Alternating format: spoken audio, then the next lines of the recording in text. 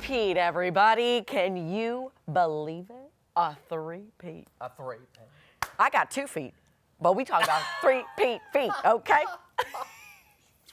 Good morning, everyone. Welcome to Unscripted. I'm Maddie Conklin. I'm Blake Haynes. And I'm Tom Turton. And where's the camera going? We don't know. I don't know, you guys. We have We're just brand doing new a loop-de-loop. camera set up here in our studio, so it's just, here we are. What a game. Yeah. We were texting last night at like 7, which should have been our bedtime. It might have been later than that, but I think it was later than that. It was. Yeah. Well, I was so excited that I texted these two, and I was like, I feel like we have to wear Chiefs or red or whatever we want to go with again tomorrow because we're going to the Super Bowl. We're going to the Super Bowl. Again!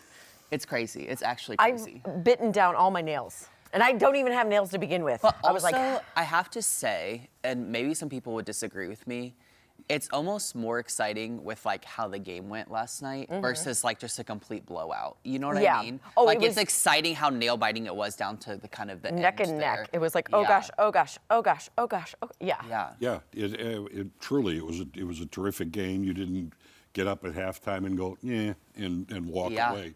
And sometimes games can go like that. I know the Philadelphia game. They basically ran Oh my away gosh. from the Commanders. Yes. I did not watch that game, but I saw the score and I was like, ooh. All I got to say tough. is, thank goodness that game was on before the Chiefs because there was nothing else to do. We were just like twiddling our thumbs. I was like, all right, good, we got something to watch. Something to watch. I yeah. don't think I've ever been this big of a football fan in my life until I moved here. Really? Yeah. I think it's like, I think it does it to you. Because I don't remember who I was talking to about this, but my family moved around a lot when I was a kid. And so it's like, as a kid, we were like kind of like Dallas fans just because my mom's from Oklahoma. And so that was like the closest team. So that made sense, Yeah. right? And then when we moved to Missouri, we like really figured out what Chiefs Kingdom was about. We're like, this is insane. Then we became fans ever since then. So it's been probably 12 years now. But it's crazy. Like there's nothing like Chiefs Kingdom, and I'll say that until I die because it's seriously. so true. Like It's the so fan base is true. crazy. You feel it, and it's so funny because I was in Kansas City this weekend, and some people ask me like, "What's it like down in Springfield with the Chiefs?" I'm like, "Oh, they're all about it." I'll say it's nothing's like Kansas City, obviously, but I would say that we are a fighting contender for how much we care down How here much in the pride. Ozarks. Yeah. Yeah, it is amazing. Just Chiefs Kingdom. I mean, I was born and raised in the Chicago area. Yeah. You have crazy Cubs fans Yeah. there. And of course, the Bears. The you know. Bears. But now, I mean, the Chiefs fan base is just incredible. Yeah, Just, it's like, incredible. expanding. That makes me think, did you guys see the commercial? I don't know if it's new or not, but of last night of Matthew McConaughey doing that. There was like a commercial. The Bears. Oh. Yeah. Yes, it was Yeah. so good. It was so Yeah, funny. it was great. Yes, I was like, wow, that would have been a really good like Super Bowl commercial. What but was it? It was like, the Bears. It was like him kind of. Like, I what- don't know. You can probably explain it better He than was I trying can. to get the Ditka Yes. thing. You Mike know. Yeah. Ditka. The Bears, the And Bears. he's, like, looking in the mirror doing doing it all it. It was different really ways. funny. And finally he gets to the Bears. He says, that's it. He puts on the sunglasses, that look, and that It was so good. Yeah. It was so good. I was like, man, I love The Matthew Bears. McConaughey. Yeah. Yeah. Well, we know a sports fanatic. Her name is Angela Luna. Yes. And how are you doing today? Are you so excited? Yeah. Oh. I know No, I'm you're so a happy Dallas for you guys. Cowboys. Like, yeah. it is really exciting, and I tried out for Chiefs cheerleaders actually, the year I tried out was when it was the NFL draft was in KC, and this was when Patrick Mahomes was just drafted, and people weren't like wonderful excited lad. about it. I remember Chiefs fans where you all douded Patrick Mahomes, so I know. Hey, maybe you were his good luck charm. I know. I Maybe. did make it pretty far. And it was, like Blake, you were saying, the Chiefs organization is a great organization. Yeah. They do so much for the community.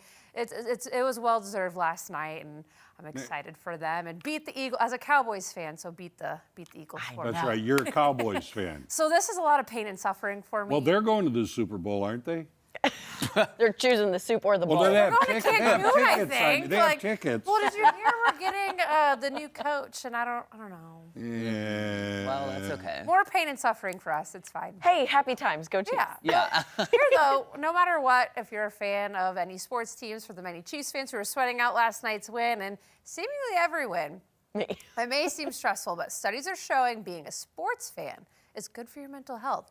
A British study found that one of the benefits of being a sports fan is the opportunity to connect with the crowd if you're in a game or by being part of a watch party with friends and family. Researchers also found that engaging in sports can stimulate the brain by following statistics and strategies of a game.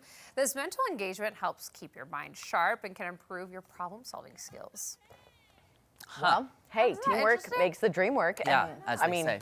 when I was little, my dad was like, "This is going to teach you about commitment and da-da-da and da-da-da," and it really did. Yeah. So, Yeah. I It think makes Really? me think of, this is related but also not.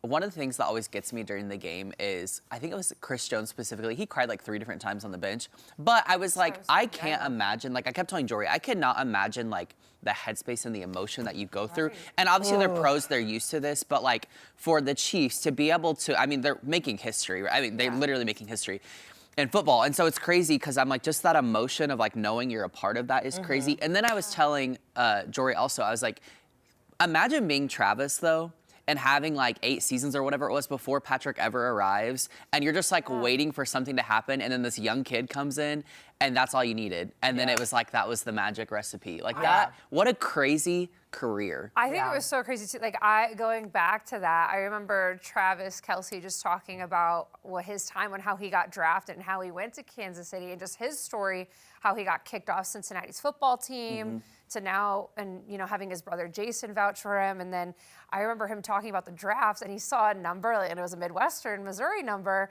And he's like, "Oh man, St. Louis," and I was like, "Come on." I mean, that is fair, but like, hey. I'm still bitter, Stan Kroenke, but it's fine. But it was so cool to see. Like, it's just really awesome to watch his come up. And I mean, he's a future Hall of Famer. We all know this. So, but it's really cool. And Call me Chris Jones. I cried last night. No, honestly, I like, know. this is amazing. It's a lot. It's just It's so pretty fun. cool. We all love it.